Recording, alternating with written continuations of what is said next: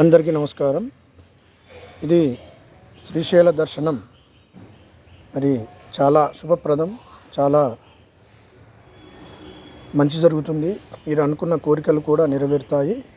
ఈ శ్రీశైల దర్శనానికి వెళ్ళినప్పుడు ఈ ముందర ఉన్న తూర్పు గాలిగోపురం ముందర ఉన్న ఈ సింహద్వారంగా ఉంటుంది.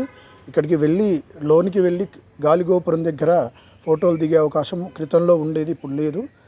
ఆ తర్వాత అదేవిధంగా పాతాళ గంగలో స్నానం, మా పిల్లలు మేము స్నానం ఆచరించి అక్కడి నుండి మరి అంటే ముందు దర్శనం చేసుకున్న తర్వాత దిగి పాతాళ గంగకు స్నానం చేసుకునే అవకాశం ఉంటుంది. ఎందుకంటే ఇక్కడ స్నానం చేసి అక్కడికి వెళ్ళాలంటే మనకు సమయం సరిపోదు. ఆ తర్వాత ఈ సాక్షి గణపతి ఆలయం అనగా మనం శ్రీశైలం వచ్చినా కూడా ఈ సాక్షి గణపతి దర్శనం చేసుకుంటేనే, అంటే శ్రీశైలం ఈ 12 జ్యోతిర్లింగాల్లో ఒకటి కాబట్టి ఈ సాక్షి గణపతి దర్శనం కూడా తప్పనిసరిగా చేసుకోవాలి. ఇది శ్రీశైలంలో డ్యామ్, అక్కడ చాలా సుందరంగా మరి ఆకర్షణీయంగా ఉంటుంది. అక్కడ దిగి కొన్ని ఫోటోలు దిగాము.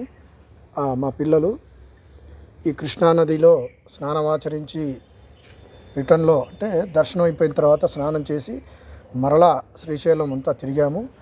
ఇక్కడ కొన్ని ఫోటోలు గేటు ముందర కైలాసం అంటే శ్రీశైల శిఖరం చాలా సుందరంగా ఉంటుంది. ఈ శ్రీశైల శిఖరంపై ఉన్న నంది చిన్న విగ్రహం ఉంటుంది. ఒకప్పుడు ఈ నంది దగ్గర కొన్ని నువ్వులు పోసి తిప్పితే ఆ యొక్క నూనె మాత్రము కింద వెళ్ళి స్వామి, అక్కడ గుడి ఉంటుంది, ఆ స్వామి దగ్గర పడేదంట. కానీ ఇప్పుడు అవకాశం లేదు.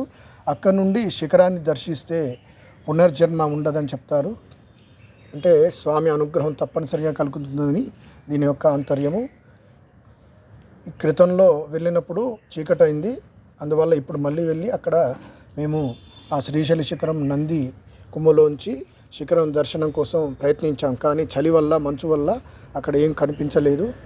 కానీ ఆ ప్రాప్తం ఉంటేనే మనకు ఆ దర్శనం కలుగుతుంది. కానీ శాస్త్రంలో చెప్పబడ్డది కాబట్టి అందరూ అక్కడికి వెళ్ళి అది దర్శించి అలా చూడడం ఆనవాయితీ. అలా మేము కూడా వెళ్ళాము.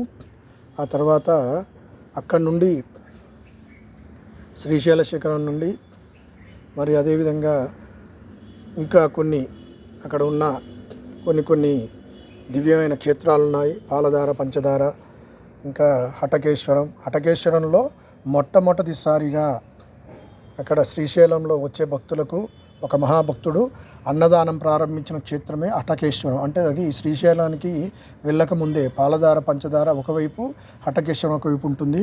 అక్కడ కూడా చాలా బాగుంటుంది. శిఖర దర్శనం చాలా సుందరంగా, మరి అక్కడ ఉన్న వాతావరణం చాలా ఆహ్లాదకరంగా ఉంటుంది. ఇక్కడ మా అబ్బాయి, నేను, మా చిన్న అబ్బాయి, మా మిస్సెస్, మేమందరం కూడా శిఖర దర్శనం చేసుకున్న తర్వాత కిందికి వచ్చాము. అప్పుడు చాలా మంచు పడుతుంది. అయినా కానీ అక్కడ ఏదో శాస్త్ర ప్రకారం శిఖర దర్శనం చేసుకోవాలి కాబట్టి అక్కడ నుండి మరి అలా నంది కొమ్ములోంచి చూసి శిఖరం ఉందని భావించి నమస్కారం చేసుకోవడం. ఆ విధంగా దర్శనం కలిగితే వారికి శివానుగ్రహం తప్పనిసరిగా కలుగుతుందట. క్రితంలో ఎంతోమంది భక్తులకు మరి అలా జరిగిందని శాస్త్రంలో కూడా, పుస్తకాల్లో కూడా రాశారు. ఈ విధంగా అక్కడ నుండి నందికొమ్మలోంచి చూడడం, ఆ 5 శిఖరాలు బంగారు శిఖరాలు ఉంటాయి కదా, అవి కనిపించడం జరిగి వారు శివుని అనుగ్రహం పొంది మరి వారి జీవితం సార్థకతం జరిగిందని చెప్పబడ్డది. పాపాలన్నీ తొలగి ఎంతో పుణ్యప్రదంగా మరి వారు జీవిస్తారని చెప్పబడ్డది. ఆ తర్వాత అక్కడ నుండి మేము కింద ఉన్న ఆలయం, శివాలయం అంటే నంది, అక్కడ నువ్వులు పోసి తిప్పితే అక్కడ నుండి ఆయిల్ వచ్చి కింద విగ్రహంపై పడుతుందని చెప్పబడ్డది.